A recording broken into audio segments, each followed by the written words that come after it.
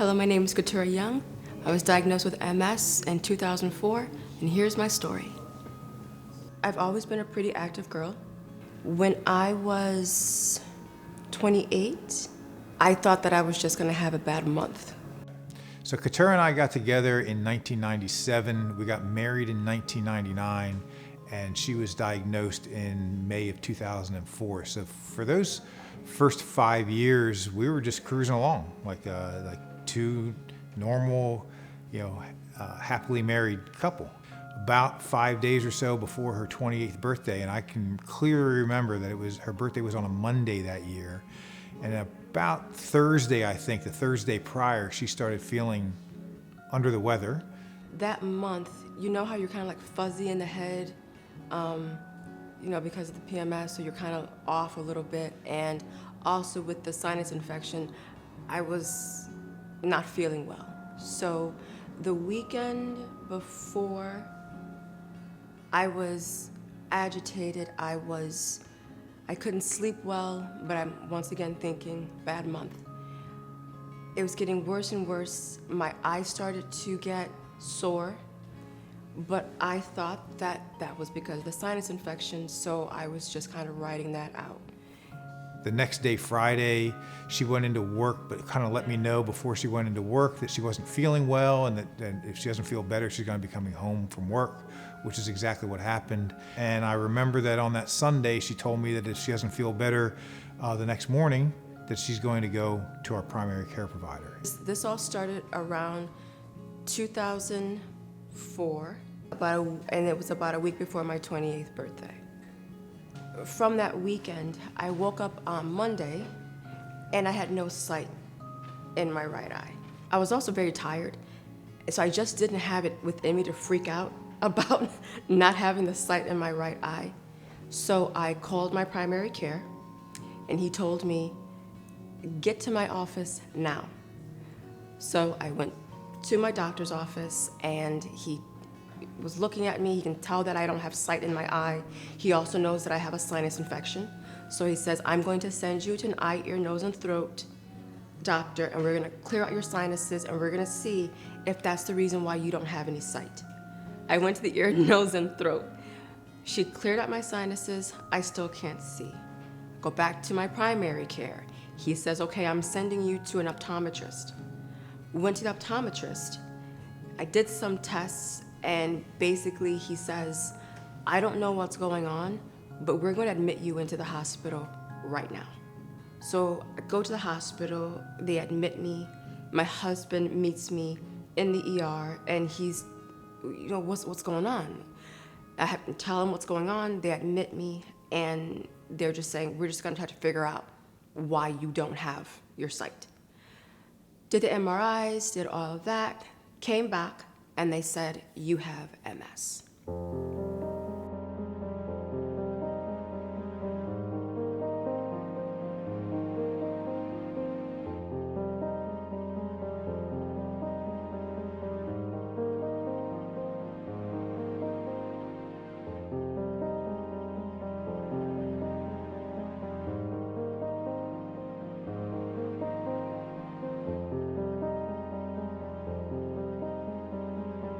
But I do remember that when she was had been admitted to the hospital and then contacted me, and at that point, our worlds just turned upside down, because I had heard of MS and we had heard of MS, and my view of MS at the time was, this is a disease that puts people in wheelchairs and ruins their lives, and so it was just a scary, horrible situation that turned our lives upside down.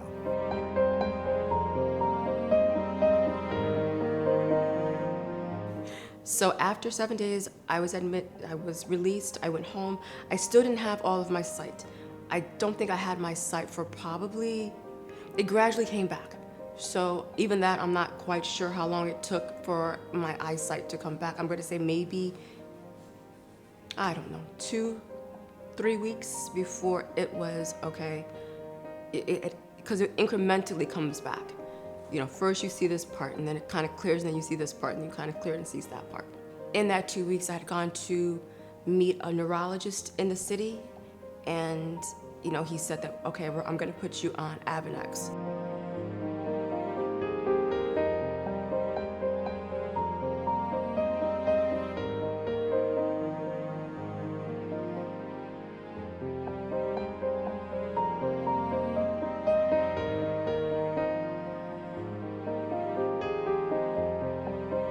Which is a once-a-week injection right into the muscle. Those side effects were horrible, absolutely horrible. Migraines, my banding, I call it banding, but when you can't feel yourself breathing, the inhale and exhale, you can't feel. Restless leg syndrome, gastric issues, all of those things were happening. So I couldn't tell what was the presentation of my MS and what was from the drugs. Her health was spiraling downhill. It was daily flare-ups. It was headaches and nausea and restless leg syndrome and all the associated symptoms. And it was really bad. And I was watching her just get worse and worse and feeling extremely helpless. I'd also started to see a specialist, an MS specialist here in the city. Went to see him a few times, but basically I was just headed downhill because I was just sick all of the time. It was getting to a point that my symptoms were almost preventing me from work. I was always tired. I was always in some sort of pain. The only time that I would feel better is when I would go to the gym that was right around the corner and just get on the bike for a little bit, do some sort of weights, suboptimal weights, that sort of stuff. That was really the only thing that was making me feel better. Just ridiculously fortunate that by happenstance, in 2006, I'm brought on to be the founding fitness coordinator in this Mount Sinai Beth Israel system here in New York City, which means, and actually during the 10 years that I was there, from 2006 to 2016, we evolved into the most comprehensive urban-based integrative medicine and medical fitness facility in the United States. So I want to say that to give perspective that I was just working alongside, top of the line practitioners across a wide spectrum of practices. I learned pretty quickly that generally speaking, medical providers, they understand the pathophysiology and they understand the pharmacology, but they don't really understand what to do from an exercise perspective. So I was able to get more insight into the disease, but I wasn't really able to get into in the insight that I wanted into, okay, so what do I do from an exercise perspective and a programming perspective? So because I have the strong background in exercise and strength and conditioning, really probably my memory is that for those first 2 years from like 26 until 2008, I just kind of let her do her thing. And I didn't put her on a structured program. Then there was a woman that I was working with, and I don't know how we got onto the subject, but I told her I have MS, and she said, me too. So I said, okay, you look amazing. How is it that you are just bouncing around like nothing? And she said, you gotta cut the sugar. You gotta cut the sugar. I love my sweets. But I was just at a point where it was just worth it to just, okay, let me cut the sweets. And she was like, and you have to drink water, you have to do well. So that's what I did. So I went home and I threw away Haagen-Dazs, and I threw away cookies, and I threw away a lot of the trash that I was eating. I upped my vegetable intake, more salads, more sushi, more just taking care of myself, more water. Once I cleaned up my diet, I started to feel better probably within 2 or 3 months. But also remember that I had been doing a lot of damage with the shots, and so, that sort of stuff. So it was like I had to heal from the damage that was done from my MS and from still not having the healthiest lifestyle to that switch of, okay, now it's time to start to take care of myself. I'm doing better with my diet. I'm still going to the gym. Like I said, getting on the bike, doing, light weights, that sort of thing. I'm in constant communication, obviously, with my husband. With our discussions, we said, okay, I'm still having these side effects with the Rebif, with the 3 shots a week. Let's just see how your body feels when you don't take the shot one time. So that was our rationale to, okay, you're still having those side effects even though you're taking it 3 times a week. So once again, let's see what happens when you take it just twice a week. Okay, and I'm starting to feel better. Let's see what happens when you take it just once a week. Okay, starting to feel better. So it was kind of a process of the better I'm treating myself naturally with a better diet, with going to the gym, the better I'm feeling. And now it's starting to balance out. Now it's starting to be like, okay, wait a second. This is what's working much better. It gave us confidence to now he's able to put me on a strength training routine program that really was working. So we started with just light weights, but now it's more structured. So now it's light weights, higher volume. Let's see how the body responds. Okay. Now let's lower the reps and let's up the weight. Okay, how was that? My body's loving it. Let's do some more. As you started to see her health improving, and in the meantime, I'm getting feedback from the practitioners I work with, and I'm just starting to feel a little bit more confident about putting her on some sort of structured program. So that's exactly what I did. And the gist of it is, for those first probably couple years, I followed more conservative American College of Sports Medicine, and just generally speaking, like treat it with a soft glove type of program, in the sense of it was higher repetition ranges, like 10 to 15 repetitions per set with lighter weights, definitely not taking sets to anywhere near muscle failure. So it was definitely a more conservative approach. But with that and her improved sleep and her diet changes and her health just improving over time, absolutely seeing improvements in her health and the decrease of her symptoms in general. And then when she did have flare-ups, just noticing that the frequency of her flare-ups were getting less and less. When she did have a flare-up, it wouldn't last for hours or a whole day. Now it was only lasting for 30 minutes, an hour, or something like that. And the intensity was also significantly less.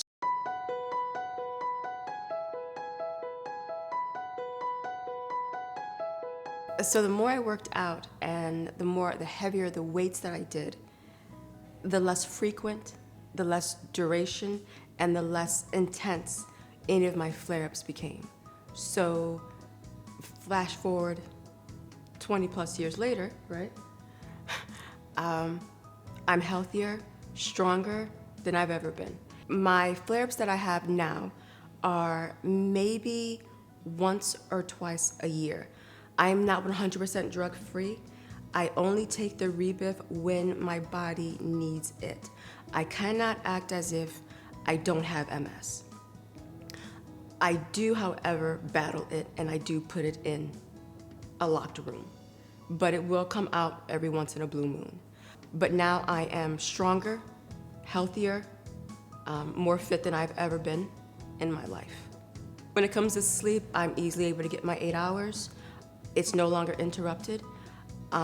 Because I'm also managing this naturally, something that I had to do was, once I wasn't taking the shot as often, and once my diet was better, I was drinking better, drinking more water, that sort of stuff.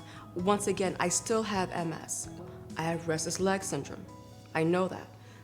I take butcher's broom for that.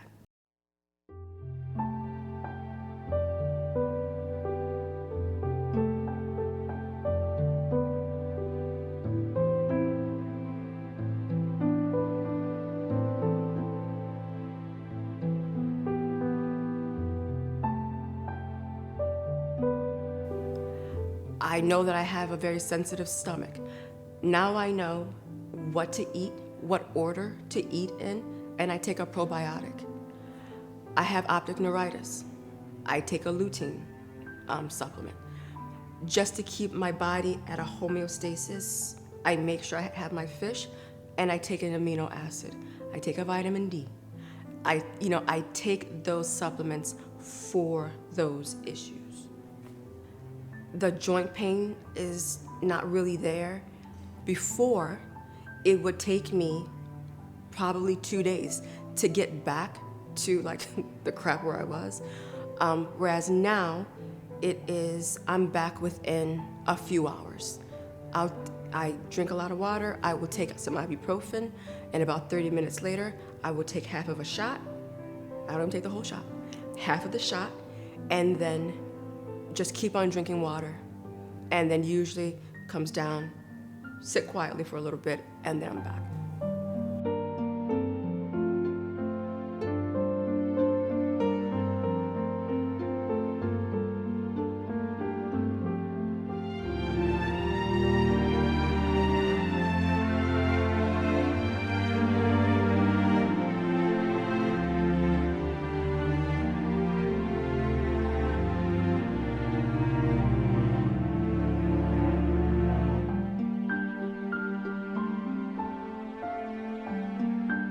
In 2006, I didn't know anything about the pathophysiology of multiple sclerosis, but now I'm in this Mount Sinai system and I'm learning about the damage to the myelin sheaths and how it affects the nervous system and therefore ultimately muscle contraction and things like that.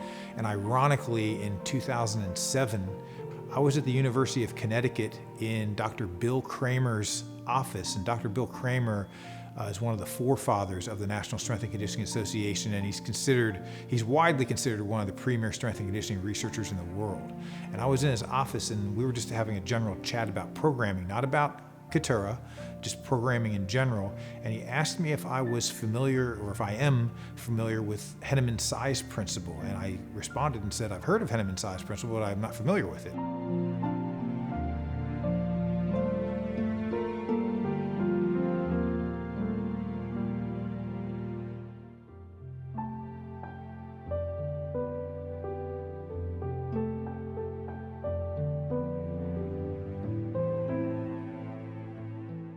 And he said, he actually scolded me and he said, resistance training as a system revolves around Henneman's size principle. You need to know it. And he then proceeded for the next 45, 60 minutes to give me a lesson. And it's really important to understand, because the gist of it is the load, the weight that you use, and the heavier the weight and the closer you take yourself to muscle failure, the more your nervous system is going to get involved. And your nervous system is literally an electrical grid. So to put it in more simple terms, by doing like more explosive movements, heavier movements, taking sets closer to muscle failure, you're literally lighting up this electrical grid. And I knew enough from my own educational background. I was learning more from these clinicians and able to start to piece the puzzle together that, hey, if we want to heal the nervous system, you need to activate it and you need to train it. And therefore, the lighter the intensity, the less you're going to activate the nervous system and the less you'll be able to have a healing effect. So those seeds, and also just those seeds being planted in my head, and then also just again, being able to tap into the brains of the clinicians, I was able to put the pieces together and seeing her health improve at the same time just through her lifestyle changes made me less apprehensive about saying, you know what, let's keep you in this 10 to 15 repetition range with lighter weights, but let's just try dipping down, even if it's just for a week or two, into that like 8 repetition range with some heavier weights, and we'll go off how your body responds. And if your body doesn't like it, then we won't do it anymore and we'll go back and stick with 10 to 15. But what ended up happening is not only her body loved it, but her mind loved it. It's like she loved working with slightly heavier weights, and her body was responding well. She's getting better. She's feeling healthier. The frequency, the duration, the intensity of her flare-ups are just continuing to get less and less. And it was easy to piece together the puzzle that, hey, wait a second, the more fit you get, the stronger you get, and the better your sleep is, and the healthier you're becoming from your diet, the healthier you are overall. Oh, and now with my neurologist, they like to push the drugs and things like that, but I've been diagnosed as nearly benign inactive because of the fact that, I'm doing this naturally and taking care of myself. So, when I first started seeing her, she was trying to push the drugs. And now when I see her, she's just like, okay, so what's going on? So even that attitude has been, she just knows that I'm doing this and I got this. And she'll still refill my prescriptions because, like I said, I'm not going to act as if I don't have MS. I do. But it's managed so well that it is, like I said, basically inactive, benign, but it's still there. It is there. That she was squatting, and I'm talking about like a barbell back squat. And again, I'm just giving the points of reference, but at that point she was squatting, I'm going to say 55 to maybe 75 pounds on her back, depending on what repetition range is. So for example, maybe 75 pounds for 6 reps and 55 pounds for 10 reps or something like that. And I remember her deadlift was in the like 75 to 95 pound range. So that was back in 2010, 2011. You flash forward to today, 2024, and she's deadlifting 300 pounds for just weeks ago. She got 300 pounds for 3 reps. To keep in the same rep range standpoint, she can deadlift 265, 270 for like 6 reps. She could deadlift I'm going to say 245 for like 8 reps. She can squat over 200 pounds for 3 or 4 reps. So the difference is just unbelievable. So she's not just only significantly stronger than she was back then, she's significantly stronger than pretty much anyone, male or female, her age. So I was part of 2 MS support groups, but I'm no longer because my personality is that when I was diagnosed with MS, I was angry. I'm still angry. So I'm not the type who's going to complain about it. So I'm the type I want to fight it. So if I'm in a group where there's people who just want to complain about it, unfortunately, that's not the group for me. My first line of defense when someone would be complaining would be, what's your diet like? Are you drinking enough water? Are you going to the gym? Are you taking care of yourself? Those are the first things that, then after that, then if the answer is yes, then I'm like, wow, that's really, that's really unfortunate, I'm so sorry. But if you're not ready to battle it, then I'm not the person, unfortunately, to complain to about it.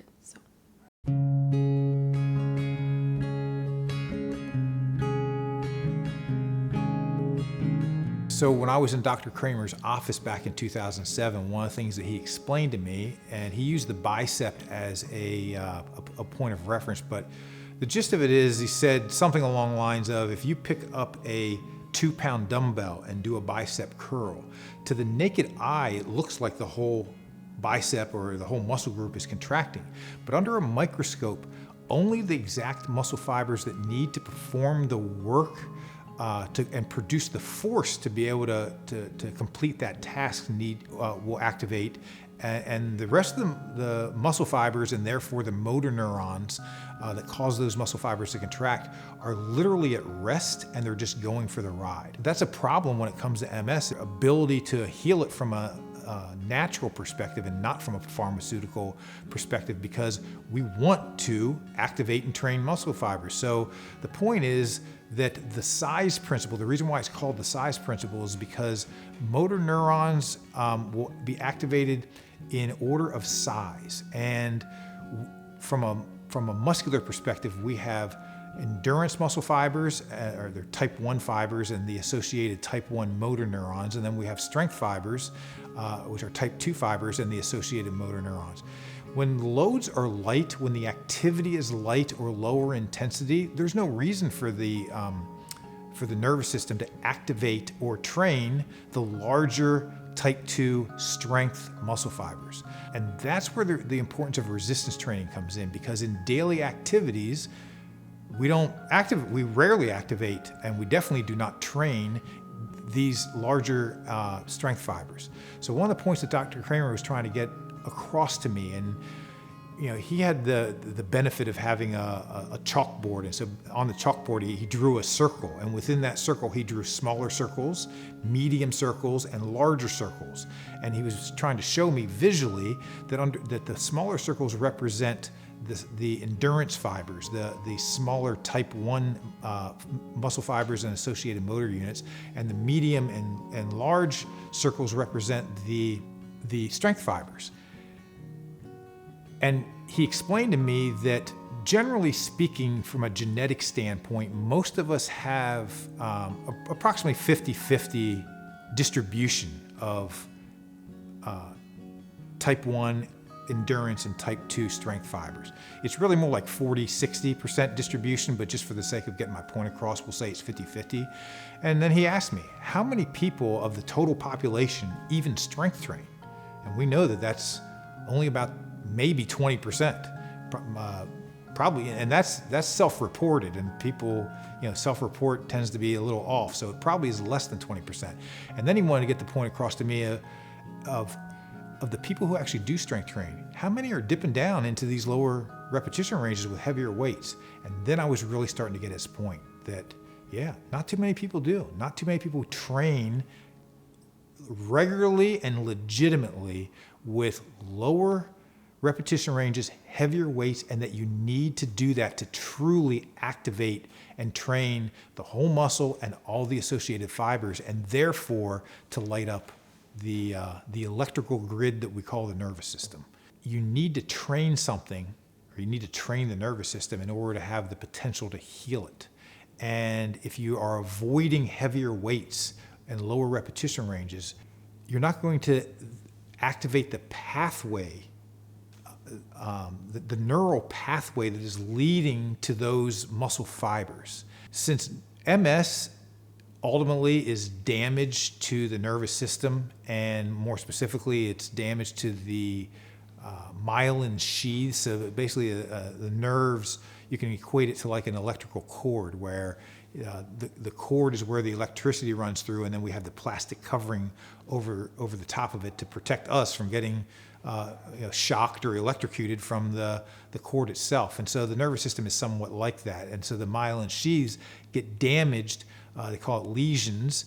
And when you're training with heavier weights and higher intensity, your body then has the ability to, and this is where neuroplasticity comes in, it has the ability to create new pathways around the damage. It has the ability to brain through the spinal cord and through the nerves that go down in the muscles to bypass some of this damage. Ultimately, what trains together gains together. And so in order to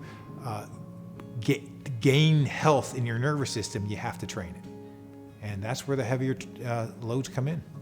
I was recently asked to share my knowledge and experience with Weill Cornell Medicine's Multiple Sclerosis Center, which is about 4 blocks from where we live on the Upper East Side, and Keturah happens to be a patient there. And when I presented there, the gist of my presentation was to explain everything that I've explained here, and I included the importance of lifestyle medicine, which the gist of it is that if everyone just focused on eating a healthier diet, exercising to include progressive resistance training, getting better and restorative sleep, having positive social connections, managing their stress levels, and then avoiding harmful substances like drugs and too much alcohol and things like that. In the presentation, I asked people what they would guess is the biggest bang for your buck mode of exercise, and a lot of people said things like walking, cycling, swimming. really try to drive home the point that while all those things are important, aerobic exercise is important, just being generally physically active and being out in nature is important, we can't forget the role of progressive, structured resistance training. And I really drove home the point of we want to train across that spectrum of at least the 6 to 12 or 6 to 15 repetition range, but we don't want to fear intensity, we don't want to fear progression, and we don't want to fear those lower repetition ranges with heavier weights, because the truth is that's where the magic happens. And I'll even add to that there's something called neural drive, brain and central nervous system's ability to improve the frequency of neural firing, the inter and intramuscular coordination, the rate at which the nerves are firing. That magic really happens like in the 3 to 8 repetition range. So if we avoid those lower repetition ranges with heavier weights, we're really avoiding the neural drive and the improvements that can happen with the nervous system. So those were the points that I was really trying to get across during my presentation at the MS Center for Weill Cornell Medicine. I also want to mention that Keturah and I have a Facebook support group called Defeating MS, where I do a lot of just providing, whether it's articles and then I help interpret them so that they don't sound too scientific, or just supporting people with Keturah's positive story and my background with exercise and just with medical fitness in general, and just using that as a way to help support people. So I wanted to make you aware of that as well. So you can definitely look for our Facebook and associated YouTube channel, Defeating MS.